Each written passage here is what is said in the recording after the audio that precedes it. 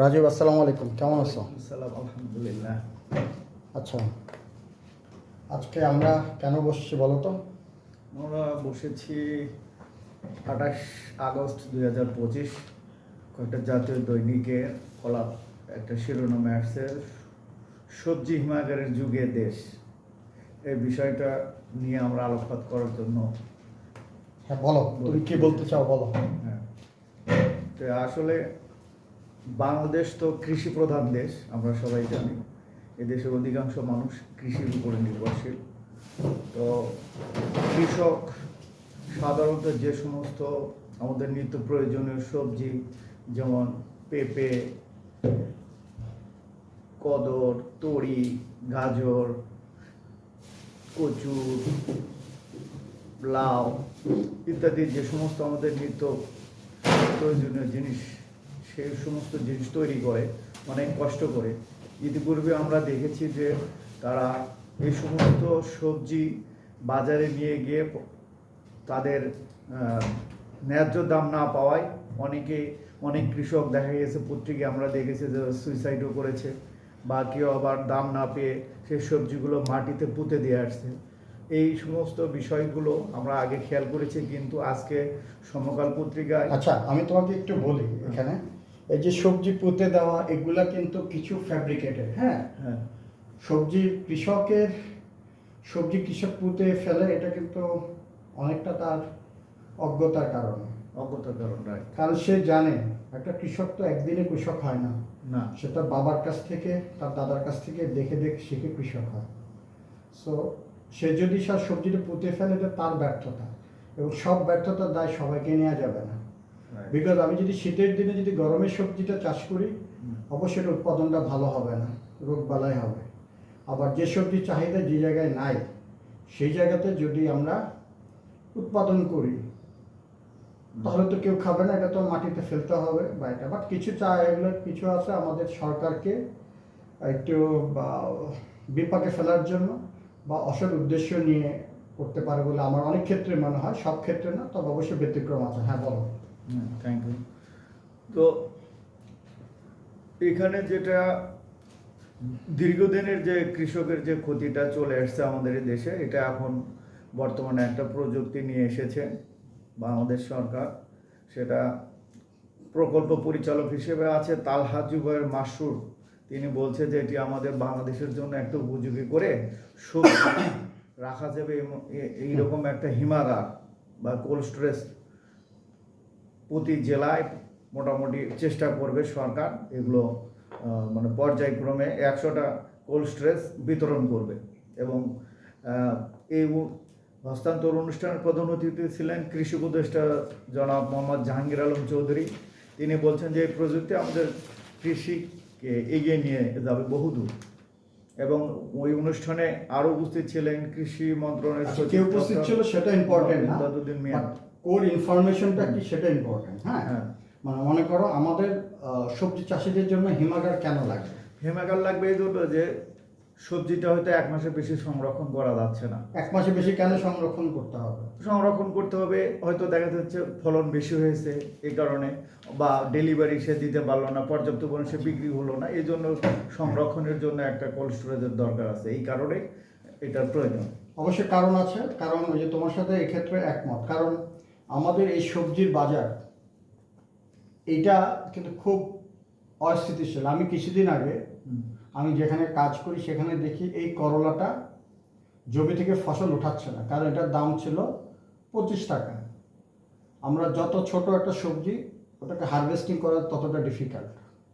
তো এই সবজিটা তুলতেছে, দেখতেছে যে এটা এখন বর্তমানে 80-90 টাকা। যখন উৎপাদন বেশি, এখন সে সময় দাম কমে যায়। বাট এই করলাটা সে যদি একটু প্রিজার্ভ করে রাখতে পারতো, অর্থাৎ এই যে বিষয়টা আলোচনা করা হয়েছে যে সবজি চাষিদের জন্য ছোট হিমাগার, সেখানে রাখলে কিন্তু এটা একটু বেটার দাম পাইতো।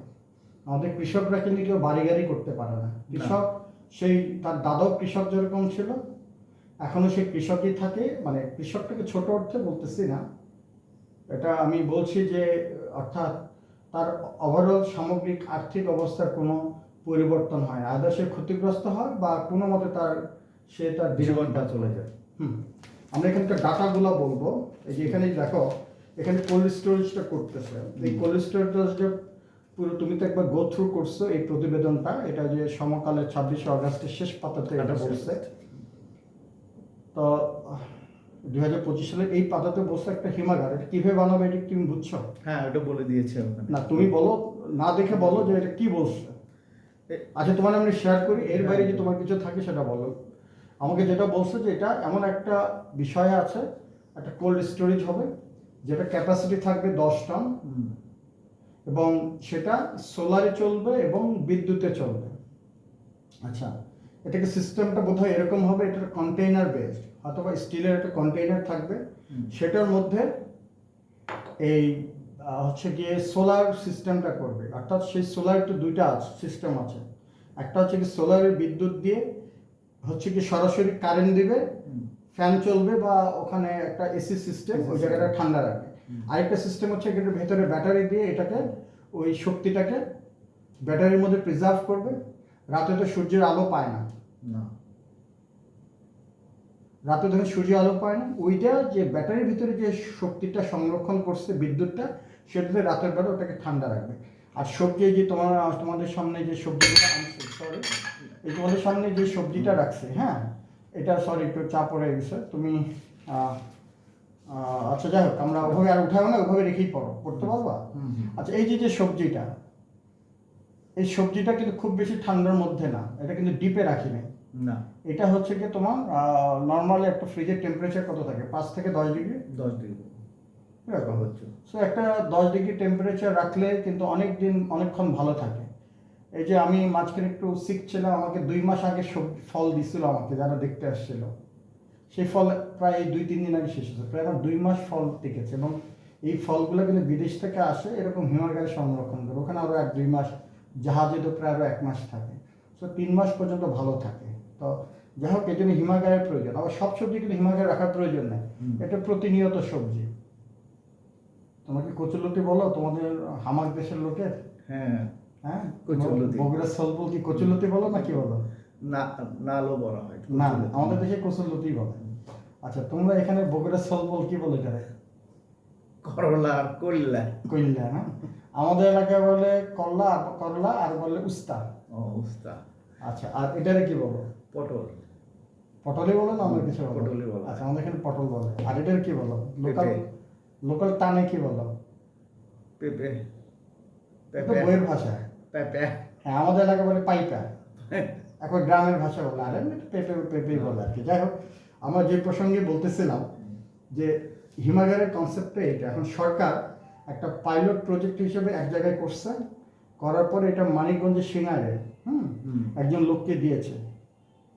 তো দেওয়ার পরে তারপরে এটা আরও 100 জায়গাতে একটা বিতরণ করবে। তো আমার কাছে বিষয়টা মনে হলো যে না, এরকম যদি 10 টন ক্যাপাসিটি কোনো একটা শাকসবজির এলাকায় কোনো জায়গায় থাকে, তাহলে কিন্তু এটা এই বেনিফিটেড হবে। তোমার কি মনে হয়? না, অবশ্যই। তুমি অবশ্য শাকসবজি খুব একটা খাইতে পছন্দ করো না, বাজারে মনে হয় ইদানিং করো না, এককালে ইদানিং করি না, একসময় সবসময় বাজার করতাম। কয় বছর আগে করতাম? এই তো মিনিমাম 3-4 বছর আগে। তাও মাঝে মাঝে যাই, অনেকদিন পর 3-4 মাস পর যাই বাজারে। তুমি তো ব্যবসায়ী মানুষ, হ্যাঁ। আইনের ব্যবসা করো, তোমার এদিকে কৌশলী তুমি। আচ্ছা, তো তুমি কি আর কিছু বলতে চাও নাকি আমি কিছু আর বলবো? এটা এই হিমাগারটা যেটা সরকার যেটা নিছে, যে ওই যে তুমি যেটা বললা যে মানিকগঞ্জের পাইলট প্রজেক্ট হিসেবে। পাইলট প্রজেক্ট হিসেবে সিংগাইর থানা উপজেলায় যেটা, সেটা হচ্ছে যে এটা প্রজেক্টটা কিন্তু বেশি ব্যয়বহুল না। 10 লাখ টাকা এবারে কমও না, বুঝছো না, এটা অবশ্য সরকার দিলে তো হ্যাঁ। এটা ব্যয়বহুল না। হ্যাঁ, সরকার দিলে এটা ব্যয়বহুল না। হ্যাঁ। তো এই জন্য এই প্রজেক্টটা আমার মনে হয় যে দ্রুতই মানে সারা বাংলাদেশে পাইলট প্রজেক্ট হিসেবে এটা চালু করা দরকার। চালু করে কৃষকের সঙ্গে মতামত নিয়ে দরকার, যে এই জন্য যে তারা তাহলে অনেক খুশি হবে। প্রান্তিক কৃষকগুলো তাহলে তার সবজিগুলো নিয়ে এসে হয়তো দেখা যাচ্ছে আজকে বাজারে গিয়ে সে বিক্রি করতে পারলো না, হয়তো আমদানি বেশি হলো, ক্রেতা কম। আর এই সবজিগুলো তো শুধু এলাকা ভিত্তিক হয় না, এটা এলাকার লোকজনই তো এটা মানে ভোগ করে না। এই সবজিগুলো বিভিন্ন জায়গায় ইম্পোর্ট ইয়া করে, বিক্রি করে, সেন্ড করে, বা সেই জন্য যেমন উত্তরবঙ্গ থেকে বগুড়া থেকে যায় ঢাকায় সবজি, প্রতিদিন নিয়ত ট্রাকে ট্রাকে টনে টনে যাচ্ছে। তো এই জন্য সরকার যে প্রজেক্টটা নিয়েছে পাইলট প্রজেক্ট হিসেবে, যেহেতু মানিকগঞ্জের সিংগাইর উপজেলায় একজন কৃষকের এই প্রজেক্টটা দিয়েছে, তো এটা খুব ভালো উদ্যোগ হবে। তোমাকে আরেকটা বিষয় ডাটাটা বলি, একটু ডাটা শেয়ার করতে চাই, এটা আমার তৈরি না এখানে। তো এই সবজির জন্য যে বিষয়টা বলছে, দেখো এই গাজরটা কিন্তু ওই যে সাভারের কেরানীগঞ্জ এবং সিঙ্গার এলাকাতে এই সবজির প্রচুর হয়, কিন্তু এই যে তোমরা এটাকে কি বলো, এটার নাম বলা হয় না। গাজর। গাজর, আমাদেরকে গাজর বলে। এই যে গাজরটা দেখতেছো, এটা কিন্তু বাংলাদেশের না বলেই আমি জানি, এটা থেকে চায়না থেকে ইম্পোর্ট। দেখো বাংলাদেশ কৃষি প্রধান দেশ, এখন আমরা যদি এই গাজর চায়না থেকে আইনা খাই, হচ্ছে দুঃখের কিছু না। এবং গাজর কিন্তু বাংলাদেশের মানুষ প্রচুর খাচ্ছে, প্রচুর খাচ্ছে। যে কোনো চাইনিজ রেস্টুরেন্ট গাজর ছাড়া অচল। ফাস্ট ফুড বলো, বার্গার বলো, বা যে কোনো কিছুতে, হ্যাঁ, হ্যাঁ, হালুয়াতে এই গাজর ছাড়া। বাট এটা আমরা কিন্তু এদেশের মানুষ, কৃষকেরা বিদেশ থেকে আমদানি করতেছে। সো এটা যদি এখানে কোল্ড স্টোরেজ থাকে, অন্ততপক্ষে 1 মাস যদি বেশি থাকে, 1 মাস বিদেশ থেকে আমদানিটা কম হবে। কারণ আমাদের দেশে উৎপাদন কিন্তু বাড়তেছে, তাই না? কমছে না। এই কমছে না। আমি একটু ডাটাটা বলি তোমাকে। হ্যাঁ, শিওর। যেরকম 2015-16 সালে আমাদের দেশে উৎপাদন ছিল 1,52,00,000 টন। টন। সেটা 5 বছর পরে 2020-21 সালে বেড়ে হয়েছে 1,97,00,000 টন। আর পরের বছর আরও 53 লাখ টন বছর। সর্বশেষ 2024-25 অর্থ বছরে বাড়াইছে 2,50,00,000 টন। হ্যাঁ, মানুষের কনজামশন বাড়তেছে, জনবল বাড়তেছে, মানুষ এখন শাকসবজি বেশি খাচ্ছে, আর্থিক সক্ষমতা বাড়ছে, এটা যেরকম ঠিক। আবার এট দি সেম টাইম মানুষের উৎপাদনটা যদি সংরক্ষণ করতে না পারে, দাম না পায়, এই উৎপাদনটা কিন্তু আর হবে না, বাড়বে না, বা এটা ধরে রাখবে না, তখন এটা একটা অস্থিতিশীল পরিবেশ তৈরি হবে। এ ব্যাপারে তোমার কি মত? আমিও একমত পোষণ করি এ ব্যাপারে। কারণ আমি কৃষক হয়ে যদি সেই সবজি উৎপাদন করে যদি আমি সেই সবজির ন্যায্য মূল্য না পাই, তাহলে তো আমি নিরুৎসাহিত হব। সেখান থেকে দেশের অর্থনৈতিক অবস্থা কমে যাবে, ভঙ্গুরের দিকে যাবে, যে সেহেতু অন্যদিকে আমি চলে যেতে পারি। এই কারণেই এই দেশে আসলে কৃষককে উৎসাহিত করার জন্য হলে এই সমস্ত প্রকল্প মাধ্যমে সরকার যেটা নিছে, এটা খুব ভালো উদ্যোগ। আরেকটা বিষয় বলছে যে এই শাকসবজিটা যদি এভাবে রাখা যায়, হ্যাঁ, যেভাবে টেকনোলজিটা করতেছে, আমরা জানি না এটা ভালো মন্দ কি, কারণ আমরা তো ফিল্ডে যাই, জাস্ট আমরা একটু ছুটির দিনে শুক্রবার দিন চা খাইলাম, রুটি সবজি খাইলাম, গল্প করতে করতে আমরা এই আলোচনা করতেছি। এবং এটার যে সিস্টেম আছে, তুমি যদি এটা ওনার হও, তুমি কিন্তু এটা দূরে থেকে, এখানে সিসি ক্যামেরা দেওয়া থাকবে, সেন্সর দিয়ে তুমি এটা মনিটরিং করতে পারবে। আর এটা যদি সোলার সিস্টেমে করবে, এটা পরিবেশগত দিক থেকেও এটা ভালো। এখন দেখার বিষয়টা কেমন হবে, ঠিক আছে? সেটাই। আর এখানে হচ্ছে বলছে যে কোনো জায়গায় বলছে 10 লক্ষ টাকা খরচ হবে, কোনো জায়গায় বলছে 5 লক্ষ টাকা খরচ হবে। হ্যাঁ, এই জায়গায় যেরকম বলছে যে এই প্রযুক্তি কৃষকের ঘরে স্থাপন সম্ভব, মাত্র 5 লাখ টাকায় তৈরি করা যাবে একটি হিমাগার, যা 10 টন পণ্য ধারণ করতে পারবে। কন্টেইনার ভিত্তিক সৌরচালিত সংস্করণ, খরচ 15 লাখ টাকা, অর্থাৎ 10 লাখ টাকার জিনিস আরও 5 লাখ টাকা, মানে সব মিলে 15 লাখ টাকা। এখন এখানে দুইটা সেগমেন্ট আমি বুঝি না, তুমি কি বুঝছো কি বলছো? এটা বলছে যে 5 লাখ টাকা দিয়ে একটা কোল্ড স্টোরেজ তৈরি করা যাবে। হ্যাঁ, একটা সৌর বিদ্যুৎ দিয়েও চালানো যাবে। যখন বিদ্যুৎ থাকবে না তখন সৌর বিদ্যুৎ দিয়ে চালাতে হবে, আবার যখন বিদ্যুৎ থাকবে তখন বিদ্যুৎ দিয়ে চালাবে। যে 15 লাখ টাকা কেন খরচ হবে এটাকে বলছে? হ্যাঁ, 15 লাখ টাকার কথা ব্রেকডাউন কি তুমি কি বলছো? এখানে যেটা বলছে যে এই যে এখানে, হ্যাঁ এখানে বলছে কন্টেইনার ভিত্তিক সৌরচালিত সংস্করণের খরচ হবে 15 লাখ টাকা। তো যাই হোক, এটার মধ্যে কথার মধ্যে গ্যাপ আছে বলে মনে হয়। আমার মনে হয় এটা আমরা সামনে আরো দেখলে আরো ক্লিয়ার করতে পারবো। তো আরেকটা বিষয় বলছে এখানে একটা, এটা মানে এইটা হচ্ছে তোমার, এটা যদি সোলার দিয়ে চালায় কিছু সুবিধা আছে। হ্যাঁ, সুবিধাগুলো বলছে যে এটার যে বছরে প্রায় এটা ইকো ফ্রেন্ডলি, কার্বন এমিশনটা কমাবে। আমাদের ডক্টর মোহাম্মদ ইউনূসের 3 একটা ব্যাপার আছে, হ্যাঁ, 0 পভার্টি, 0 কার্বন এমিশন, আরেকটা 0 সম্ভবত 0 এমপ্লয়মেন্ট বা কিছু একটা। আমার 3 কনসেপ্ট কিন্তু আমাদের প্রধান উপদেষ্টার কিন্তু একটা এজেন্ডা বলো, বা আমার একটা ভিশন। তো এনিওয়ে, তো এটা আমার কিন্তু একটা কার্বন এমিশনের একটা কাজ করবে।